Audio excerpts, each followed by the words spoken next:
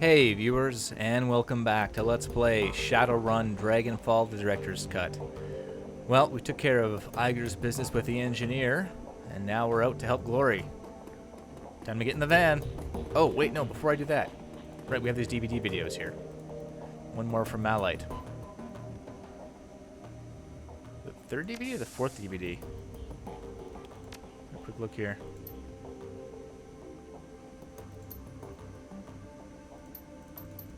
Yeah, I think we did that one already. So, fourth DVD it is, viewers. Alright, only 4 tracks this time. The scratched LCD display comes to life. Track 1. Green Winters, date 2050-04-28. This is it, the interview. Took me some digging to find it, but here he is. My big brother, back in his prime. The note disappears, and for a moment, the screen goes blank. Suddenly, image of a news correspondent flashes onto the screen, accompanied by a brief orchestral flourish. A timestamp in the upper right corner of the screen reveals the date, August 22nd, 2012. Hey, I remember that interview. That was a good interview. Thank you for joining us. We are coming to you live from the ruins of Sangerhausen, the 5th Hearts Mountain town to be sacked by the Dragon Fürschwing. Standing by my side is the head of Deal Defense, Dr. Adrian Vauclair. Dr. Vauclair has been hailed as a leader in the effort to bring down Fürschwing and end her reign of terror. Dr. Vauclair, tell us about your efforts to bring down the dragon. Killing the monster has proven difficult, to say the least. Her speed and maneuverability in the air are extraordinary. Her scales repel small arms fire, and her breath can melt steel. Our R&D teams have been working around the clock to devise a weapon capable of downing the beast. In the interim, we are providing materiel support for the Luftwaffe's attempts to shoot her down via conventional means. Herr Vauclair, why are you directing Deal's Defense's energy to the killing of Fürschwing? Are there corporate interests at play in this? Corporate interests? No. This is a matter of human interest. Innocent lives are being extinguished at an appalling rate. I am in a position to help put an end to the slaughter, and so I must. It really is that simple. Dr. Vauclair, you must understand my skepticism.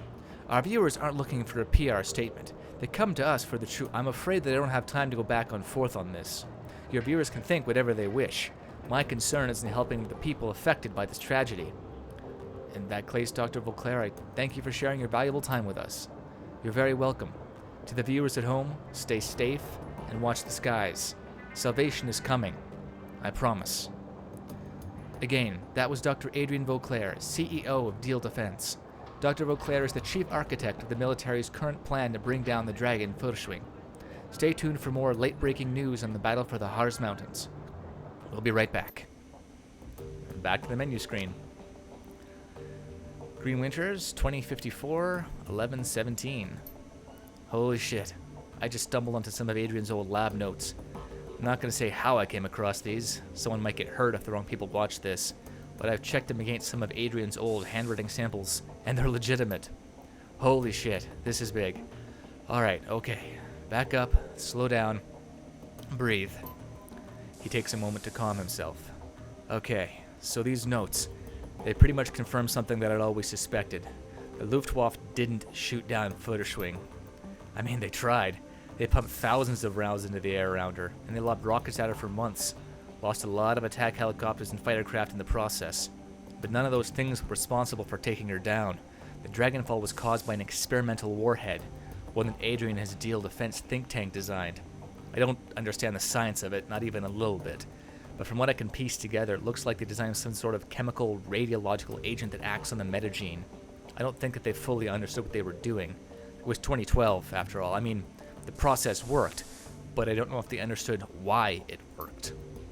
Anyway, when a warhead full of this stuff comes into contact with a dual-natured creature, like a dragon, say, it drives a wedge between that creature's physical and astral forms. The body gets put into a sort of hibernation state, and the spirit is forced out. It looks like this process can maintain that state of separation indefinitely. That's a pretty horrifying thought. A discorporated body's supposed to die in a few hours. I've heard horror stories about ghost-walking mages getting trapped in astral space, unable to rejoin with their meat. I heard they went crazy from the pain. If what I'm reading is accurate, it's entirely possible that Fürschwing has been trapped outside of her body for over 40 years. Winter pushes his chair back and slaps the table in front of him. This is why Adrian was always so cagey about the subject of Feuerstelle after the Dragonfall. He knew for a fact that she was alive, even if only technically. Her body crashed down into the SOX, sure, but she wasn't dead. The government wouldn't let Adrian tell the public about any of this, of course. It'd interfere with the lie that they'd been feeding us. That the fire wing was dead, and that everyone was safe, and that people should stop hiding in their basements and get back to work again. But privately, he always said that she was still out there, somewhere deep in the SOX. I'd always thought that he was paranoid, but I was wrong. He knew. So, what's all of this mean? It means the stories I got from the ghost rat suddenly sound a lot more plausible. It means that Feuerstelle is definitely alive, and that Adrian's disappearance is unquestionably tied to her survival. It also means that Germany is in deep shit. Because if Feuerstelle is still alive, it's only a matter of time before she rears her ugly head again. Okay, that's enough for one night. I'm gonna go get drunk. Back to the menu. Track 3. Green Winters looks younger, but from the way he's carrying himself, he's clearly drunk. 2033-05-15. Look, Adrian, I understand you. Lord knows I do, but you've got to drop this dragon fixation. People are starting to talk. There's a camera cut, and you find yourself looking at a young, handsome Dr. Adrian Vauclair. He wears a slight smile on his face. Oh, they're talking, are they? What a terrible shame. Damn it, Adrian, this is serious. You're a public figure.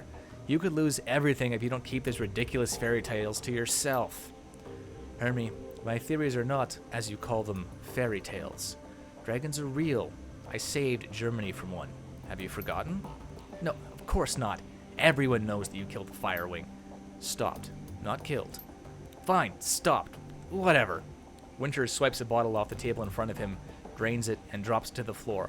Call it whatever you want, but Adrian, you're the only one who's still obsessed with the damn things. There aren't that many of them, and they're not taking over the world. Vauclair's voice is quiet, soft. Such is the cry of the cancer patient, unaware of what's killing him. I'm fine, not to worry. I'll smoke another cigarette. What's the harm? He doesn't see what's happening, but he winds up dead all the same. Winters snorts. Now you're just being maudlin. Look, Adrian. Vauclair shakes his head. His smile has disappeared. You mark my words, Hermie. Within 5 years, corporations, even countries, will fall to these creatures. And the worst part is, nobody will care. Oh, people will tut-tut about it. There may be a protest or two, but nobody will actually do anything to stop them. The immortal, all-powerful, utterly pitiless reptiles will seize more and more of our power, wealth, and territory. And we foolish, short-sighted mortals will never get it back. Green Winters chuckles uncomfortably, raises his hands in the air in a supplicating gesture. Come, now, Vauclair talks over his brother's interruption. We could solve the problem, of course, but we, as a species, are unwilling to invest our energy into problems that aren't staring us right in the face. As it was with climate change, so it is with dragons. I've accepted that, but you can't ask me to stop caring about it. Winters shakes his head. You're hopeless, Adrian. Fine, by all means, keep caring. Just keep your conspiracy theories to yourself. I'm telling you this for your own sake. Vauclair sighs. He looks incredibly tired. Yes, Hermie. You're right, of course. I mustn't jeopardize my credibility with the masses. Winters' expression turns serious. His voice lowers. It's not just your credibility that I'm worried about. Talk is talk, but sometimes... He pauses, shakes his head. Sometimes I worry that you're really going to go back to the SOX. Vauclair's tone softens again. Hermie, Green Winters. Winters cuts his brother off. A new intensity burns in his voice. Please, big brother, just drop all of this. Stop hunting the fire ring and start living your life again. If you won't do it for yourself, then for Christ's sake, do it for me. Vauclair nods, then looks away from the screen. All right, Hermie. I'll try. The image cuts to static, back to the menu. Track 4, a rattling sound fills the air as the disc grinds in its tray. A few seconds later, the screen fills with text. User number, Jolly Green Winters. Last active, 1/15/54. Sex, male. Body type, muscular. Age, 50. Ethnicity, Caucasian. Looking for a female, HED, athletic, 25 to 30. So I guess HED is human elf dwarf. I'm a fun-loving guy who's a great listener. I love hiking, clubbing, and all kinds of pets. I'm looking for a cute, funny, adventurous girl who's down to party. Out-respond to profiles without pics. No orcs, no trolls. Sorry, ladies. The disc rattles again. You press looking at the main menu. Achievement unlocked. Historical record. Well, I guess we've officially checked out all the DVDs now. So that's something. Alright. Time to go back up Glory, viewers. Haven't been down here in a while. Not since Monica and the Mana Run. Well, that's not what we're bringing. 6 strength. Oh, she's packing for cyberware. Adrenal pump. 5 HP, 1 body, plus 1 strength. So actually, Iger has more armor on. She does. The strength 6. Plus 1 strength. Yeah, I mean, wow, 2 rank 3 kits and a gold Bonoma trauma kit. That reminds me, I need to get myself in some better gear. Well, I think I can do that after. You're about to travel to Harrow's compound in Tübingen. Continue, yes.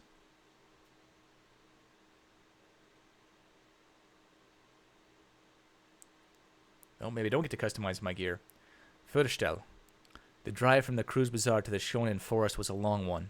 For over 6 hours, you and Glory rode in relative silence, with only the sounds of the road for company.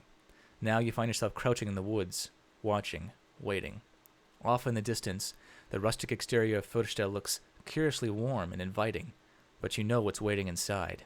The anticipation churns at your guts like a living thing. Eventually, a van pulls out of the compound's driveway and rolls out along a service road before disappearing from view.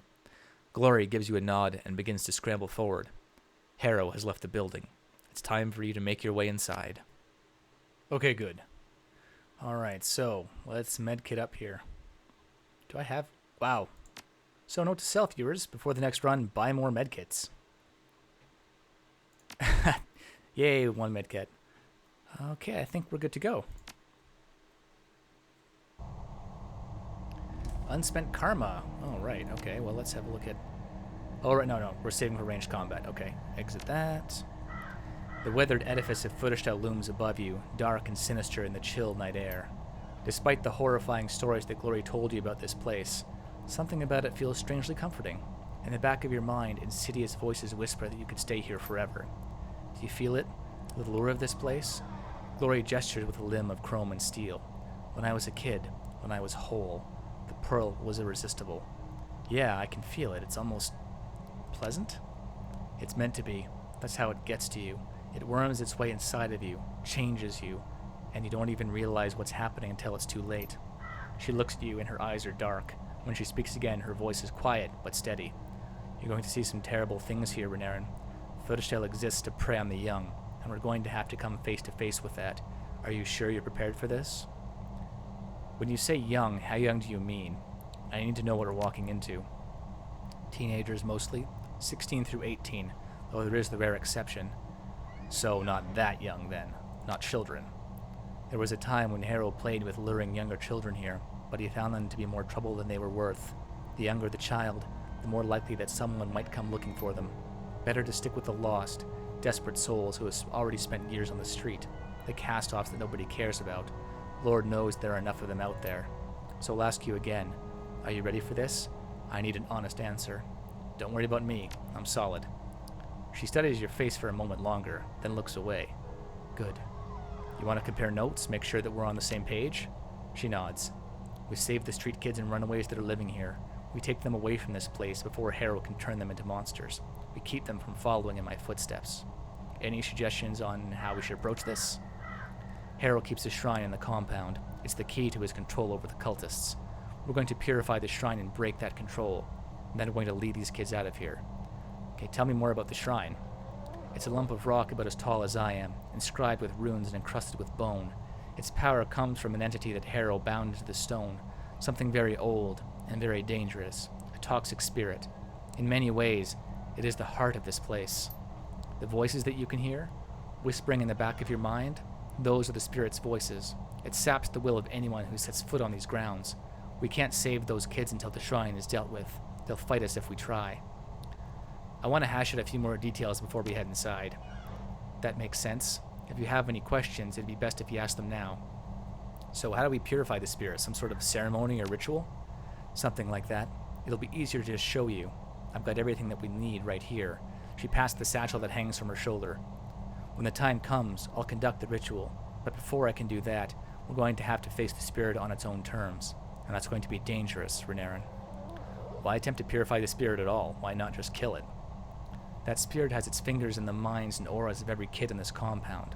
If we kill it, those kids will get hurt. They might even be killed. We can't take that risk. But if we can cleanse the adversary's corruption from it, it might withdraw from their minds willingly. And then we can get the kids out of here.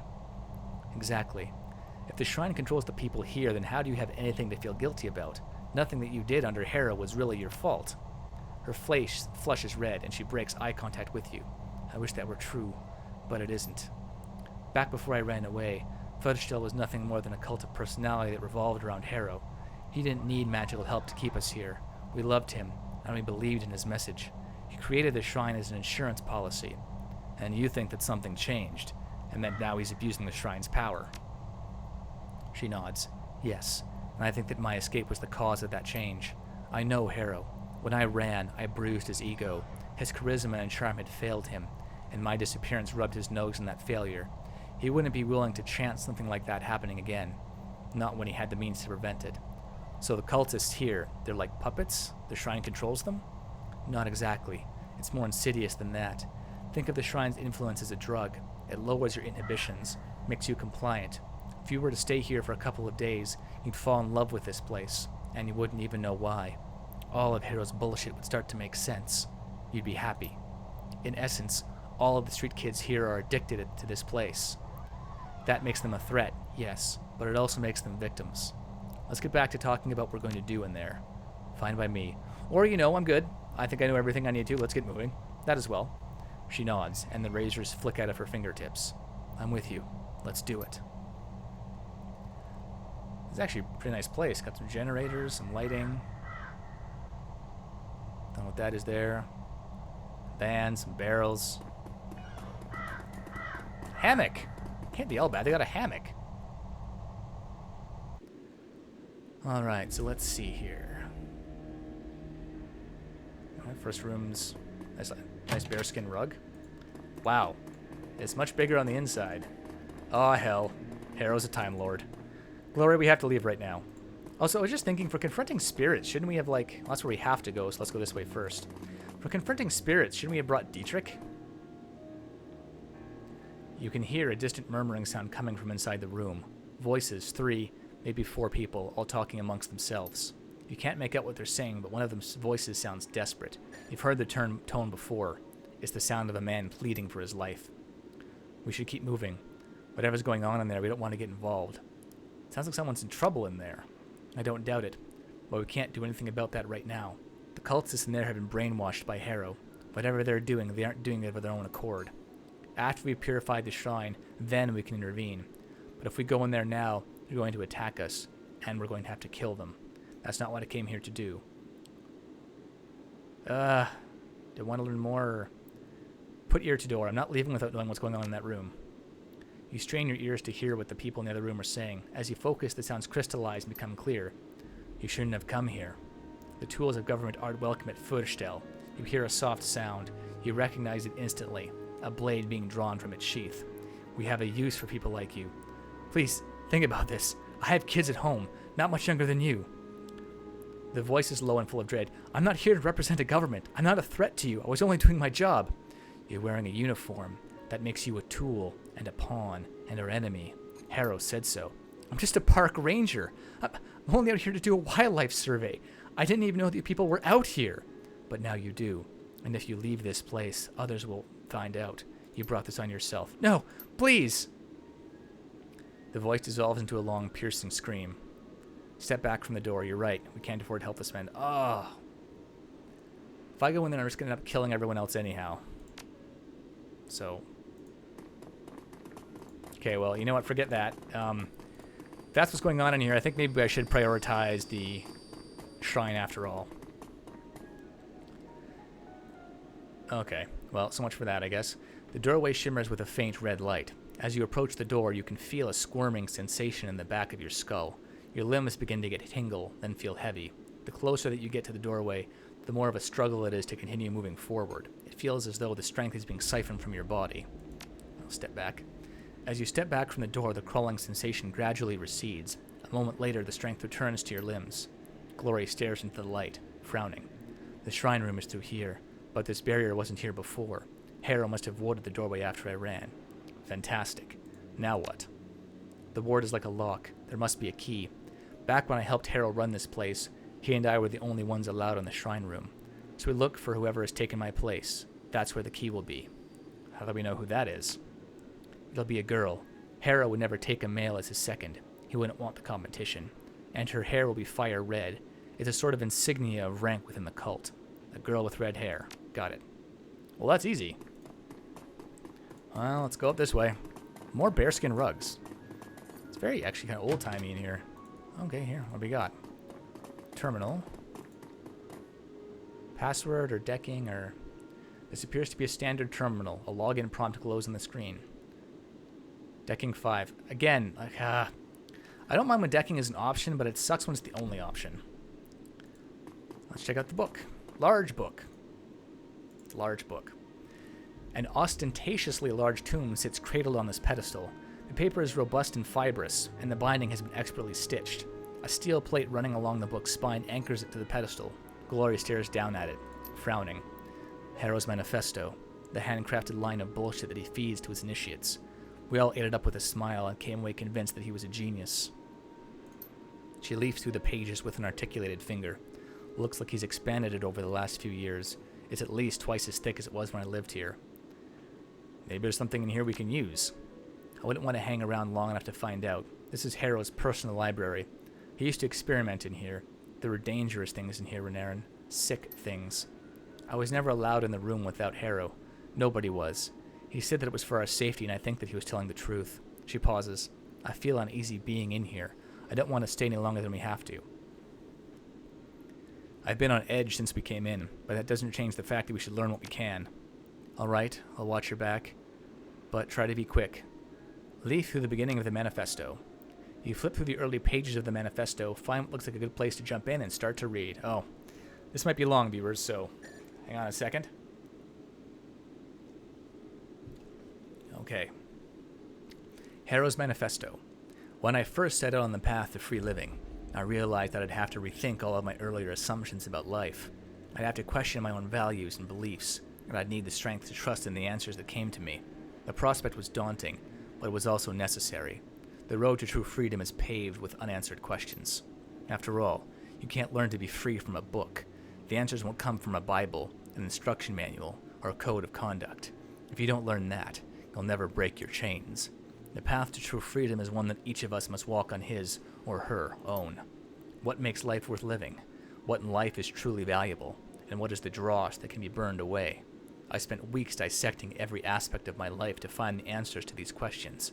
Slowly, agonizingly, I pared down the list until only 4 items remained. These 4 items became the cornerstones of my new philosophy and the basis for everything that Feuerstelle stands for. Love, the first cornerstone and the most important. Without love, life is bland and meaningless. Without love, we might as well be machines. Love what you do. Love people around you. But above all, love yourself. Self-determination, the second cornerstone. Each of us must be his or her own shepherd. No more gods and no more kings. Your life is your own. Lash out against anyone or anything that tries to treat you like property. An assault on your freedom is an assault on your whole being, and it must be met with an equally ferocious response. Charity, the third cornerstone. A miserly life is an empty life. If each of us is his or her own master, then nobody should live as a serf. By helping others along the path to enlightenment, so do we enrich our own lives. Passion, the final cornerstone. Complacency is poison. Be wary of it. Ambition is the key to a fulfilling life. Don't settle for what is. If you do, you abandon what could be. You hear a rustling sound behind you. Glory. Turning, you can see a troubled look on her face. That ominous feeling is getting stronger, Renarin. It feels like we're being watched. Oh well, let's keep going. Leafing through to the middle of the book, you find a section dedicated to Harrow's rules of living. Be free. Be free in all things, and experience that freedom with your whole being, body, mind, and spirit. Discard the oppressive traditions of modesty and shame that you've been indoctrinated with since birth. The free thinker has no use for them. Your body is a source of pride, of pleasure, and of succor, for yourself and for others. Enjoy it, and share that joy freely with those who desire it. Be selfish. Don't enslave yourself to others at the expense of your own happiness. Take what you want, and do so unashamedly. Our desires are an important part of what makes us human. Society has trained us to hide that part of ourselves from the world, but the free living person doesn't cower in the shadows. Own your desires, and rejoice in them. Selflessness is ultimately dishonest, and dishonesty has no place in a free society. So be charitable and be selfish? Show reverence. The free living person understands that the only true governance in this world is the law of nature, and that in nature there is a hierarchy. The rabbit doesn't question the wolf. The mouse does not wonder why it must run from the cat. They do because they must. Their survival depends on it. As it is in nature, so it is at Feuerstelle. Know your place in the food chain, and understand the mechanisms by which you can better yourself. You leaf forward and find that there are at least 20 more pages worth of rules. Each is worded vaguely enough to have multiple interpretations. You hear another rustling sound. Glory moving behind you. She stares down at the rules of living, a look of disgust on her face. Well, I can't choose this option, but I think it would have been helpful. Academic etiquette. I'm getting the feeling that this entire thing is written in doublespeak. I doubt if there's a single statement in here that isn't contradicted somewhere else. Clean, simple rules with a focus on instant gratification. I can see why this would be appealing to a street kid. She nods. That's what Harrow wrote them for, and he mined an entire library's worth of 60s counterculture essays, New Age self-help books, and cult manifestos to do it. There isn't a single original idea in this thing. That could be said of a lot of religions. Doesn't keep him from finding followers. Glory freezes up, her shoulders hunch, and her eyes narrow. Renarin, that ominous feeling, it's getting closer. There's something in the room with us, I'm sure of it. We need to get out of here. Now. Whatever. We'll fight it. Continue reading. Assuming it's not dialogue choices. Continue reading. You keep an eye out. I have to finish this. There might be something in here that we need. The final pages of the manifesto devolve into semi-cohesive rants about anarchy, social Darwinism, free love, and the horned god. You've seen this kind of thing before. Harrow's philosophy is collapsing under its own weight. Unfortunately, none of his cultists seem to have caught on to that fact. Done. This philosophy of Harrow's really starts to break down. Glory lets out a startled cry, cutting your sentence short. Out of the corner of your eye, you see her wheel to face something behind you. All at once, the room fills with a slaughterhouse smell.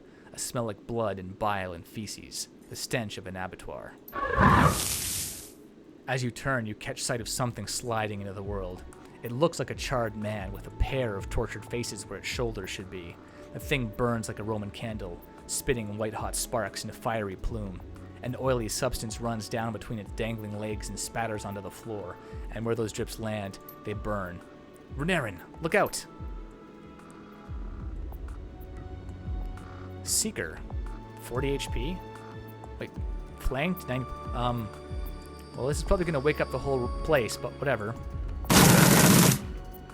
Done and done. I think the combat in these side missions is designed to be simpler because you only go with 2 people. With that in mind, Iger's mission, that could have been tough when I had to rush the engineer.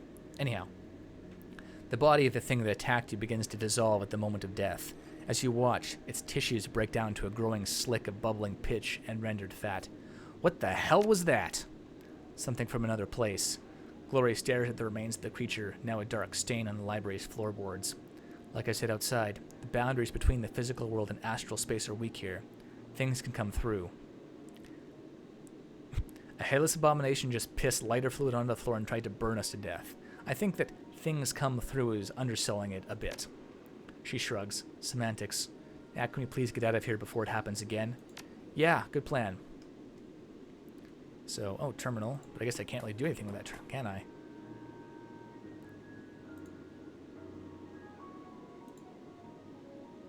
Now I really can't do anything with it, so I guess my choice is either the book or the terminal. I can only do one, so... Hey, fridge. I'ma steal me some leftovers, viewers, because that's how Shadowrunners roll.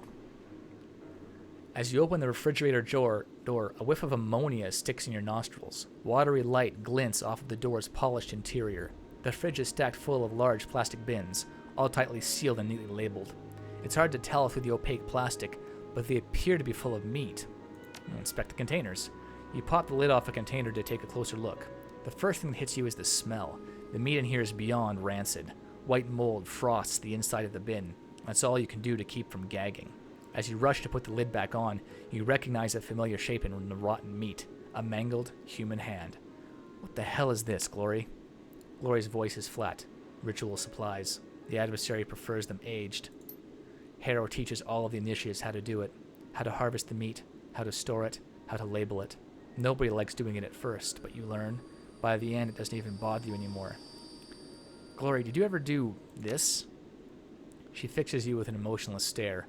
I was Harrow's right hand, remember? What do you think? Actually, I don't want to think about it. Then don't. She turns away from you. Come on, let's keep moving. Oh, here we go. Oh, is that a medicine? It's a medicine cabinet. Score! Well, that might replace one of the ones I'll probably end up using. Although so far, it hasn't been much combat. Oh. Okay, well, bathtub. This is actually a really nice building. Once we clean it out, I should totally take it for myself. This is the Initiate's dormitory. The new arrivals are brought here. There's still hope for these kids, Renarin. Harrow hasn't had a chance to ruin them yet. Good to know. We'll try to get them out of here. Glory raises a hand, suddenly alert. Wait. Listen. Movement in the other room. Well, let's listen closely. You strain your ears to listen. Soft voices from inside of the room come drifting out of a nearby vent. You hear a woman's voice. The sound is crisp and smooth and sweet, and it instantly puts you at ease. Calm now, dear. It's probably nothing. No need to worry yourself. We're so far off the beaten track, we don't get a lot of visitors. Out of the corner of your eye, you can see Glory's back stiffen. She flinches as though she's been stung. Another voice, high-pitched and pleading, an adolescent boy. What if it is someone? What if the bad people have found us? What if they followed me here, and they've come to... The female voice cuts in, soft and comforting. Well, then we'll send them away. You're perfectly safe here. You have to believe that. Don't worry, dear heart. Harrow won't let anyone hurt you. Not here, in this place. Not ever again. You hear another voice's voice. This one is deeper. Are you certain, Marta? Positive. Be calm, all of you. As long as you're here with us, nothing bad will ever happen to you. Is that your Marta, Glory? She gives a curt nod. Not mine. Harrow's. But she's the Marta for my story, yes. What do you want to do? Glory pauses, grits her teeth. Finally, she spits out an answer. If she's still here, she'll be Harrow's number one. My old position. He had his way with all of us, but he was always sweet on Marta. That means that she'll have the key to the shrine room. In that case, we're going to have to find a way to get it away from her. Yes, but not here and not now. Those kids in there, they'd all die for her. They already love her. That's what she does. We can't risk confronting her in that room. If the situation turns ugly, any one of those kids will happily eat a bullet for her. And that's not what I came here to do. Wow, you can be dark and say, no, if we're not going to kill Harrow, we might as well kill a second in command. But instead, you're right. We came here to save those kids, not get them killed. We'll wait until Marta leaves and follow her. Glory nods her assent. Marta's voice floats back out through the vent. Hush now, boys, and get some rest. You've got a big day tomorrow, the biggest day of your lives. You get to meet Harrow. I promise you, after you speak with him, you'll see the whole world in a different way. A better way. The adolescent voice trembles out a response. All right, Marta. Have a good night. A lovely musical laugh pours through the vent. You too, dear heart. All of you. You hear the distant sound of a door sliding shut. Glory takes a deep breath, then releases it. The coast is clear. We can handle the initiates. They're just a bunch of scared kids. Without Marta there to egg them on, they won't try anything. Well, let's step away for now. We have more exploring to do, I think. Yep. Although we might end up finding a murdered park ranger. Oh no, just a van. High-tech garage compared to the rest of the place. Glory pauses at the side of the van. She traces the side of it with a claw. I remember cruising the back alleys of Tübingen, looking for kids in need of help. The bait girls, Marta, and all the others like her, would offer them money, or food, or drugs, or sex, whatever it took to get them into the van. And once they piled in, Harrow and I would be waiting to greet them. I remember so many nights like that. She frowns. I remember how much I used to enjoy it. Coming back here shows integrity, Glory. Most runners that I know wouldn't have done what you're doing tonight. Left to my own devices, I probably wouldn't have. You pushed me to do this, to find some semblance of redemption. I owe you for that. Glory, you don't owe me anything. She shrugs. Tell yourself whatever you like. We both know the truth. Come on. Let's keep moving. All right, one more door, I think, here. Is that full circle? Maybe? You hear voices speaking in low tones through the wood of the door. You can't make out the words, but regular choruses of rough laughter tell you that the people on the other side are enjoying themselves. Those voices belong to Harrow's acolytes. They'll have some magical training, and they like hurting people. You open that door and we're going to have a fight on our hands. How do you know that they're acolytes? Process of elimination. Initiates aren't allowed in that room. It's one of Harrow's rules. On the rare occasion that an initiate is invited in, he usually doesn't come back out again. What happens in there? Her mouth tightens. It's a sort of lounge for Harrow's inner circle. The acolytes and the bait girls and Harrow's wives. Marta and I used to spend a lot of time in there. Well, let's keep up with our theme so far, viewers. Just leave it alone for now. Door. Listening at the vent, you hear only the sound of moving air. Open the door. Oh, game saved. And you know what? We're not running really late, but given how these missions tend to be at least an hour, and I read those DVD comments, or the DVD earlier, I think we'll take a quick break here, viewers. So thank you for watching. And when we come back, time to talk to Marta. Thanks for watching. See you then.